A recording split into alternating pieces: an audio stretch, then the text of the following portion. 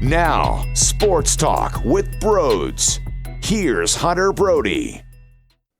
Let's go, baby! Let's go! Let's go! An opportunity to get the 1 seed on Saturday against Tampa Bay. Why is that? Because this squad handled business against the Washington Capitals. That was beautiful. Scott Laughton, Travis Konecny, Kevin Hayes, also known as Wayne Gretzky, making plays out there. That line was perfect, and they shut down Washington. That entire Flyer squad shut down Alexander Ovechkin, TJ Oshie, and all the other great players. How about this? 5 games against the Caps. How many goals against Ovi? Goose! A big old goose egg for Ovechkin. Not only goals, but points. And that is magnificent. That shows me that this team is bought in defensively. That shows me that Alain Vigneault has figured out a way to really scheme game plan-wise how to shut someone down like that. And that's not easy to figure out. And they had plenty of power play opportunities, and they did not score. Well, both teams, really. The Flyers didn't score either, and we will get into that. But specifically, the Flyers' penalty kill, when the Washington Capitals had power plays, they were able to just dial in and figure out a way to shut down those powerful offensive weapons, and that is beautiful. Now, they did not have John Carlson out on the ice, and that's one of the top defensemen in the league when it comes to producing points, so that is a game changer. But ultimately, I love the fact that this team just plays beautiful defense. They play beautiful defense no matter if Carter Hart's in the net or Moose, because Brian Elliott was able to do his thing, and he stayed very focused in that game. A lot of big saves and big moments. You know, the puck was flying around in some gray areas that I didn't really love, slot areas and things like that, and he was able to make a save with his face, or the puck got deflected. He made sure that he was able to stay with him. Moose was focused in between the pipes, and that's what you need. 2 netminders on the top of their games. Him and Carter Hart, both at the top of their games right now. We'll dive more into this. Before we do, this episode of Sports Talk with Broads is sponsored by Orbit Energy and Power. And with over 20 years of solar experience, they are home to your solar experts in both residential and commercial projects. They are dedicated to making sure your project is completed easily and properly by using high-quality materials and trained professionals to get the job done right. Their information is in the description. So early on in this game, the Flyers had multiple power play opportunities. I didn't think they really set it up very well. They didn't really have like grade A scoring chances. It seemed like the Capitals, they were on them, they were aggressive, they took away lanes, they made it uncomfortable for the Flyers, and they were able to get the puck out of the zone. And I'm thinking, come on, man, like, here you go, you have an opportunity, you have a chance here to kind of break the scoring early, and they weren't able to. And I was afraid that if they didn't score on these power plays, all it takes is one rush down the other way to kill a little bit of momentum and to give the Capitals the first goal on the board, and from there it could be a totally different game. But what ended up happening, the Flyers made an outstanding play in the offensive zone. It started with Kevin Hayes in the corner. My man sends it across the crease.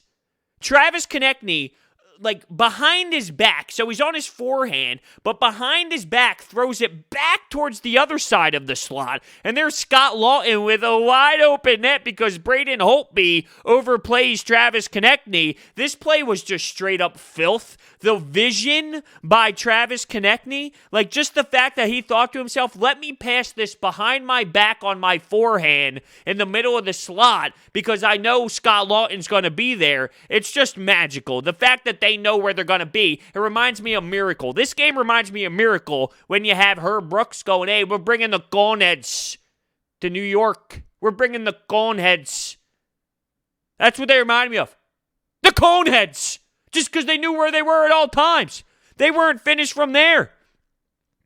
This pass by Kevin Hayes for the second goal, not only was it the pass that was great to Sanheim, but just the fact that here he is moving the puck along the wall, using his body, which he does like so unbelievably well. The fact that he uses his body so well to protect the puck and uses his angles to shed defenders, it's truly one of the best I've ever seen do it. And he's doing that over by the wall, finds a way to thread the needle to Sanheim, who's cutting back door, who scores top shelf where mama hangs the cookies. And the Flyers took a 2-0 lead. Scott Laughton grabbed the secondary assist on that, so that line doing it. And then they do it again in the third period where Kevin Hayes dishes the puck back door to Laughton, who's just grinding hard to far post. And boom, all he has to do is give it one of these as he's going hard to the net.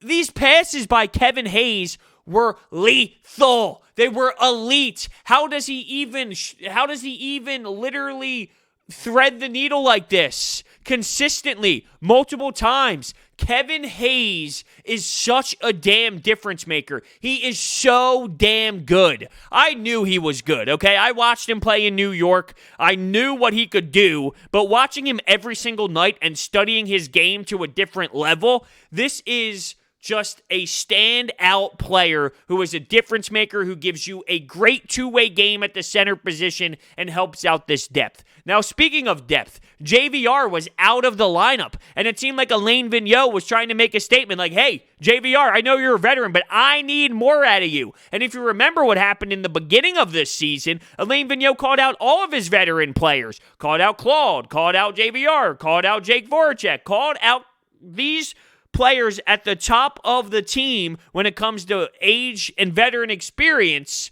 So I need more out of you guys. And he did that to JVR in this game. Hopefully this lights a little bit of fluid underneath of his ass so he's able to get going again. He put Bunneman in the lineup instead. Now, Michael Raffl, let's get an update on him. He left the game last game, went into the boards funny, and he's out for some time. Joel Farabee slid into the lineup, which I expected to happen. Him and Aube-Kubel, they were really having some chemistry out there. They had so many good scoring chances on Holtby. Now, one of them, 2-on-1, and I would have loved to seen Joel Farabee open up for more of a one-timer, but he stayed on his backhand and tried to redirect the cross-crease pass with his backhand. I'm thinking, maybe if you opened up a bit more, you would have been able to put more into it and would have been able to maybe take a one-timer and have a better scoring chance. Maybe that's something that he learns as he gets older in this league. I'm not saying using your backhand to redirect a pass wouldn't be efficient at certain points, but in that 2-on-1 situation, maybe you spread out a bit more and you're able to really open up and get more of a howitzer on net from that spot, and that would probably give you a better scoring chance. But those are the type of things that you learn with experience in this league, and I think that that's something that he can add to his game as he continues to grow moving forward. But adding him to the lineup, no doubt it adds speed, youth, fast, up and down. The pace just adds another layer when you add someone like Joel Farabee for that line instead of Michael Raffl. Now, you lose experience, you lose someone that you can trust in certain situations. Sometimes you would want to put Michael Raffl out there and you go, I don't know if I can because it's Joel Farabee, and you take a step back and you utilize a different player. That's where the payoff is, or that's where the difference is between the two. You have to pick and choose, when Farabee can be out there, where you would have had Raffl out there instead in certain moments. And I trust Alain Vigneault to do that. The Flyers, once they scored that third goal to make it 3-0, they allowed a goal about 12 seconds later or so, a redirect that went, I think it snuck in 5-hole on Brian Elliott, but from there, it was all Flyers, and I was just really intrigued. It was another performance by this team where they just straight up looked like the better team. And I didn't know what these teams were going to look like coming back into the bubble. And the Flyers look just like they did before everything happened. They looked exactly the same. And honestly, I've been watching a lot of puck. You got hockey on from 12 to 12, essentially. They look the best. I will say Colorado can give them a run for their money right now when it comes to how good these teams look. Colorado looks really phenomenal as well, but the Flyers are up there with this conversation. They just do it. They just make it work. And this line, I am so amazed with how well they are playing. I couldn't believe it was real life. I'm thinking, is this the Philadelphia Flyers? Are the Flyers not playing 1976 hockey anymore? Because we've been stuck with 1976 hockey for so long. Muckers and grinders, getting in the corners. This team, yeah, they get on you. Their forecheck is unbelievable. They swarm you. They make you feel uncomfortable because they're so quick to getting on top of you. But it's not that old school, goony Flyers hockey that they try to sell you while the rest of the league got younger, faster, and then have a different style to them. Now they are with the times. They have the players that you need to have to be successful. This D-core, besides Ivan Provorov and Matt Niskanen, who we know are both studs in this league, Robert Haig is playing in a spot with Justin Braun where you can actually trust him. What world is this? What year is this? I guess that really is a way to define 2020. Robert Haig is a defenseman you can rely on. But how about the skill set of someone like Travis Sanheim? The guy continues to join the rush. He continues to make plays offensively, and so does his D partner. They're both working together. Sometimes I'm just speechless watching this Flyers team, not believing this is real. I truly believe that this team has the potential to win a Stanley Cup. I'm not just saying that, and I don't think I'm getting too far ahead of myself. The only thing that I feel is reasonable is you have a 20-something-year-old netminder, okay? Early 20s. That's a tough task. But this environment's different. It's not the same hectic, harsh crowd on the road. You're in an empty barn. Could that calm him down? Can that keep him sane? Because in the regular season, he was just like the Sixers. Awful on the road, phenomenal at home. Well, it's a different scenario now. And he gives you a casual 34-save performance out of 35 shots in Game 1 against the Bruins. And it looked like he was just going for a casual skate. That's how calm and cool he was. I love everything about this team right now. If I can nitpick something, I think they had 6 power play opportunities. They did. 6 power play opportunities. You got to score.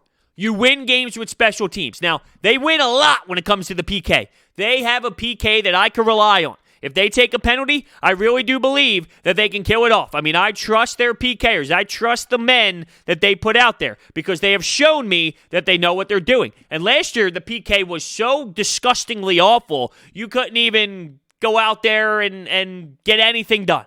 The other team would score a power play goal instantly. It happened all the time. Big 180. Complete 180. This team can shut opponents down. And not just any opponents. Alex Ovechkin with that one-timer on the left side of the peeper. Teams don't know how to stop that. They're stopping it. While you have guys like TJ Oshie on the other side. They have powerful players. And then we go back to what happened against the Bruins. Marchand. Pasta. Bergeron. The team is doing it every single time they touch the ice. So they're winning it on that side. What they need to do is do it on the other side as well when they have the power play. They got to find a way to cash in. They have to find a way to score because that's going to be the difference in some games. And those games, it's going to be a little bit different when it's actually the first round of playoffs and not the round robin. You drop one because you couldn't score on 6 power plays, well, it's a different feeling. Now, I think this team has the right attitude, the right mentality to maybe put that behind them if something like that happened. But still, I don't want that one thing to happen. Now, we have some phone calls. Love when we have phone calls. I have the 24/7 anytime hotline, which you can call in at any time. The phone number is 856-442-9805. Love listening to your reactions. Let's get started, and let's hear what you have to say. How you doing, Hunter? All I can say today is Kevin Hayes. The more I watch that guy play, what a find for the Flyers. That's all I can say. His passing ability, the way he uses his body and his size, the way he can skate with the puck and create.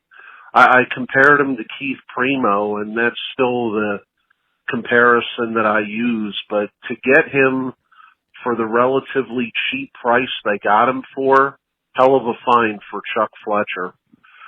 Now, I'm glad we won today, even though we didn't play our best at all. I don't see us beating Tampa. There's very few things in life you can depend on. Death, taxes, and we never beat the Lightning. But if worse comes to worse, you get a number 2 seed. So good for the Flyers. Let's keep it going.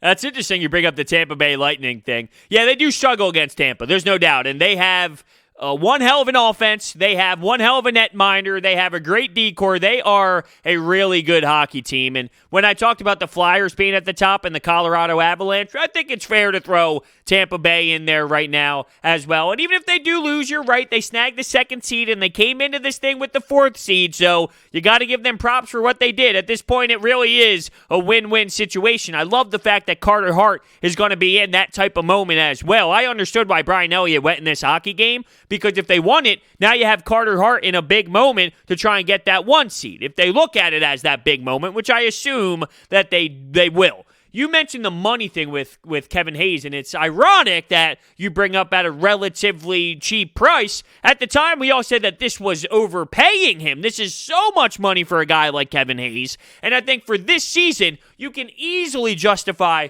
that price without a doubt. It's just, hey, long term, is this what he's going to be? Is this just a 1 or 2 year thing? Or is this something that he's going to be for the length of his contract? If he's like this for the length of his contract, then no doubt, I can agree, the overreaction to the contract, it should all be taken back.